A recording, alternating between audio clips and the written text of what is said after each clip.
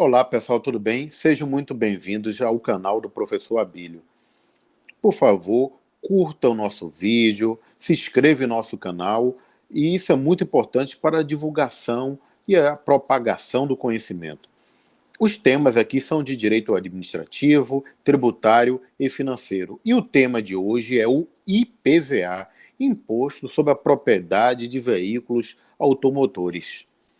O IPVA pode incidir sobre embarcações e aeronaves ou apenas sobre automóveis e motocicletas? Como é que as alíquotas são aplicadas? Podem ser progressivas? Como é que é calculado o IPVA de um automóvel novo e de um automóvel usado? Estas e tantas outras informações serão elucidadas no transcorrer desse vídeo. Eu peço a você que possa curtir esse vídeo, se inscrever no nosso canal, compartilhar, porque isso ajuda muito e não custa nada.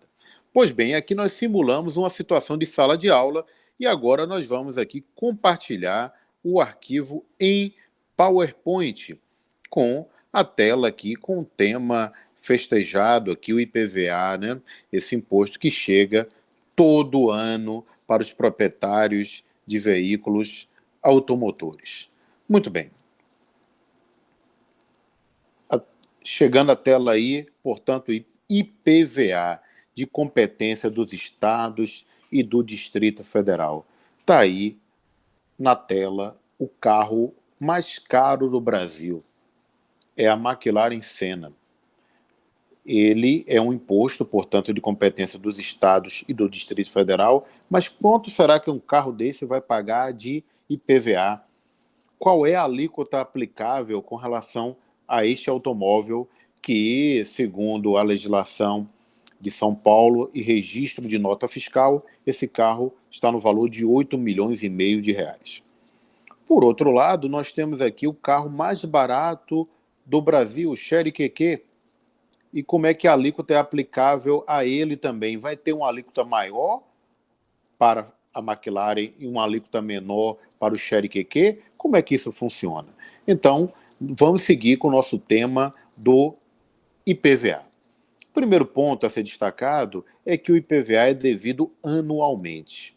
Todo ano chega, portanto, ali a obrigação de pagar o IPVA. Saiba que no momento ali da noite de Réveillon, no estouro dos fogos, no brinde da champanhe, já surgiu, naquele momento, a obrigação tributária de pagar o IPVA. Claro que não será exigido em 1º de janeiro de cada ano, mas considera-se ocorrido o fato gerador exatamente naquele momento de um tributo que se renova ano a ano. E a data de pagamento do tributo é fixada por decreto do Poder Executivo. Datas de pagamento não estão subordinadas ao princípio da legalidade, então pode, ato do Poder Executivo, definir as datas, normalmente escalonando aí pelo final da placa, e nos bancos credenciados você vai digitar ali o Renavan ou o chassi do veículo e vai ter exatamente o valor do tributo a ser pago, as datas de vencimento, cota única ou valores parcelados. Qual é a base de cálculo do veículo novo? A base de cálculo do veículo novo, do veículo automotor, é o valor da nota fiscal, a nota fiscal de compra do veículo. E para o veículo novo adquirido na metade do ano, por exemplo, né, como é que esse imposto vai ser calculado, já que ele é sobre a propriedade de um veículo automotor durante todo o ano, em 12 meses. Então, se você comprou o automóvel na metade do ano, você vai pagar metade do valor do IPVA. Tem taxas também que incidem, né, de fiscalização, mas falando especificamente do imposto sobre a propriedade de veículos automotores, será proporcional à quantidade de meses que você ficará na posse, na propriedade do veículo. Então, se comprou no meio do ano, 6 de 12, metade aí, portanto. Isto para carros novos. Se você comprar também um carro de um outro país, fizer uma importação independente de um automóvel, o IPVA deve ser recolhido no momento do desembaraço aduaneiro, é quando o veículo adentra em território nacional Normalmente essa importação se dá através de navios, né, de contêineres aí, portanto.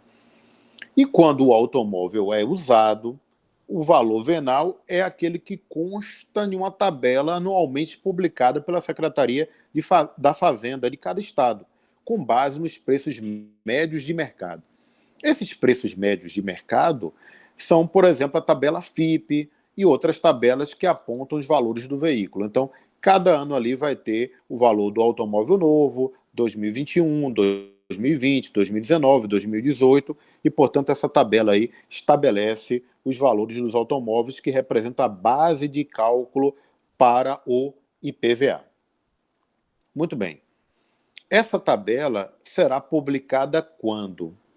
Essa tabela será publicada até o final do mês de dezembro de cada ano, para poder ser exigida no ano subsequente, tendo em vista que o fato gerador do IPVA se dá a cada 1º de janeiro. E por que ela pode ser publicada até dezembro de cada ano?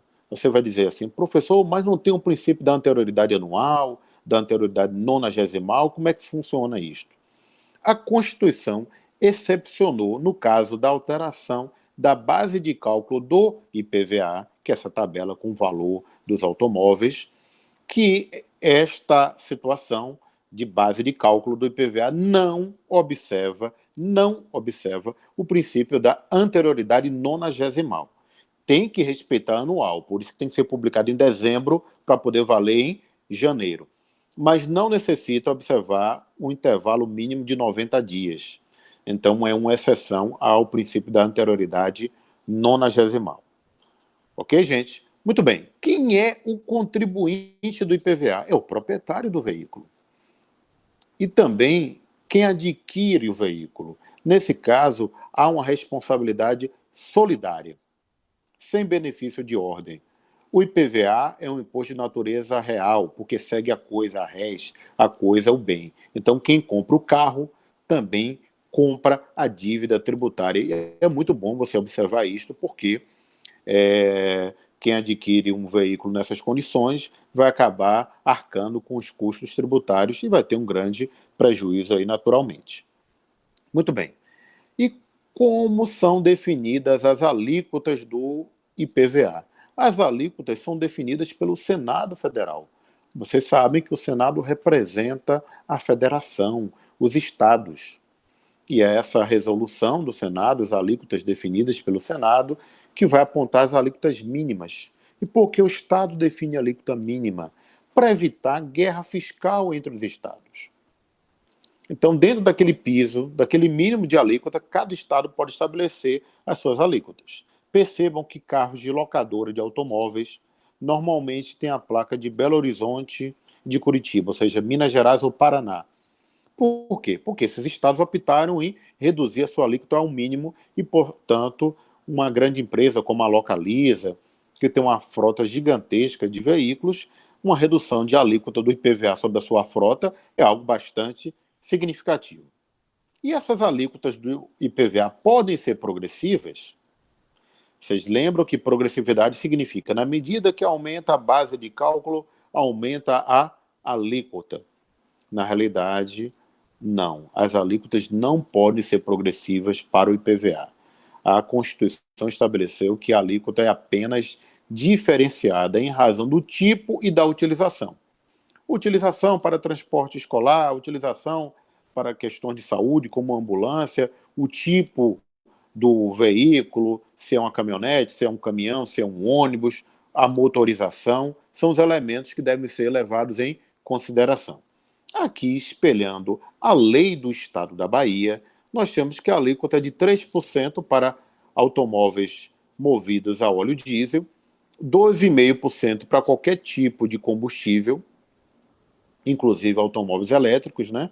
E 1% para ônibus, caminhões, tratores, motonetas, motocicletas, triciclos e tudo mais. 3, 2,5% e 1%. Esta alíquota que vai incidir sobre a base de cálculo.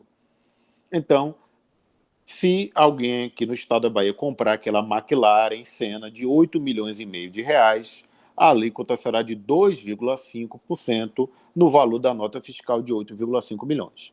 E se alguém comprar o Chery QQ, que é o carro mais barato do Brasil, a alíquota também será de 2,5% e, portanto, ela não é progressiva. Ela está levando em consideração aqui o tipo de combustível, porque os dois automóveis são movidos a gasolina, pouco observando a capacidade econômica do contribuinte, que obviamente é muito maior para aquele que adquiriu o automóvel inglês McLaren. São isentos aqui no estado da Bahia, e eu acho que é importante você olhar na legislação do seu estado também, o rol das isenções. Tem isenções para taxistas, por exemplo, né, que é para ser observado, para transportadores de mototaxistas, transportador de alimentos, como o pessoal do Uber Eats, do iFood. Então, essa previsão no estado da Bahia é uma previsão adequada para essas pessoas que têm o automóvel como um meio de trabalho. Mas aqui nós temos uma isenção para automóveis com mais de 15 anos de fabricação. A pergunta é, será que isto está adequado? Automóveis com mais de 15 anos ter isenção? Ah, você vai pensar assim, ah, professor, sim, porque as pessoas têm menos poder aquisitivo, compram automóveis mais velhos. Mas automóveis mais velhos são mais poluidores, causam mais acidentes, não têm os mesmos recursos de segurança. Será que o Estado deve estimular a manutenção de automóveis velhos ou estimular a mudança de uma frota para que a gente tenha veículos mais modernos, com menos emissão de poluentes, de particulados, de gás carbônico, por exemplo? Então está aí esse carro fantástico, que é o Ford Landau 1980, carro V8. Esse carro deve fazer uns 3 quilômetros no máximo, com 1 litro de gasolina. Muito bem, mas está ali museu. Aí tudo bem, é um carro destinado à exposição, que vai ser utilizado eventualmente. Se você colocar que é o carro de mais de 15 anos, que é utilizado na condição de, de proteção à história do automóvel, à história do nosso país e tudo mais, tudo bem, tranquilo. Mas permitir a circulação desses automóveis em larga escala é prejudicial ao meio ambiente. O que é que deve ser incentivado hoje na realidade? Hoje deve ser incentivado os carros elétricos. E aí está aí essa maravilha de carro elétrico. Você conhece essa marca de carro? Carro integralmente elétrico de uma indústria inovadora, que é a Tesla. E também você pode reduzir as alíquotas para os carros flex, para os carros de valor mais baixo, né, de alguma maneira, que tem aí um sistema de menos emissão de particulados, né, e sendo mais benéfica para o meio ambiente. Afinal de contas, conforme o artigo 225 da Constituição, é um dever do Estado e da sociedade e, portanto, destinado à coletividade, práticas ambientalmente corretas para que a gente tenha um meio ambiente economicamente e ecologicamente equilibrado, né? Então a ideia aí é o desenvolvimento sustentável para esta e para as futuras gerações. E aí uma pergunta, embarcações e aeronaves? Olha o preço, qual será o preço de um iate como esse, ou de um jatinho, né? Você sabe que vale milhões, milhões. E incide o IPVA, já que é veículo automotor, ou os proprietários de embarcações e aeronaves não pagam IPVA? Pois bem, o que decidiu o Supremo Tribunal Federal? Que embarcações e aeronaves não devem pagar o IPVA. Não devem incidir sobre os proprietários, claro que são os contribuintes, né, sobre a propriedade desses bens. Deve incidir apenas sobre automóveis, veículos terrestres. Embarcações pagam taxas para a Marinha e aeronaves pagam taxas para a aeronáutica e não pagam IPVA. É algo que poderia ser discutido também, mas essa foi a dicção, portanto, da decisão do Supremo Tribunal Federal. E, por fim, algo bastante curioso para aqueles que não sabem. O IPVA, que é de competência dos estados, ele é compartilhado com os municípios. Compartilhado em que sentido? Embora o imposto seja de competência do estado, os estados fazem a denominada repartição de receita tributária com os municípios. Então, 50% do valor do IPVA o Estado divide com os municípios de acordo com o emplacamento do veículo. Olha aí o artigo 19 da Lei Baiana, contemplando aquilo que está na Constituição. Município onde estiver licenciado, inscrito ou matriculado o veículo. Imagine o tamanho da frota de veículos aí da sua cidade. Saiba que metade do IPVA arrecadado dos veículos devidamente registrados retornam para o município. Pois bem, gente, essa foi a nossa aula de hoje. Eu peço mais uma vez que você compartilhe esse vídeo, curta, se inscreva no nosso canal. Vamos incentivar a propagação do conhecimento. Eu agradeço a atenção de todos. Nós vamos aqui interromper nesse momento a gravação. Muito obrigado, fique com Deus. Grande abraço, hein?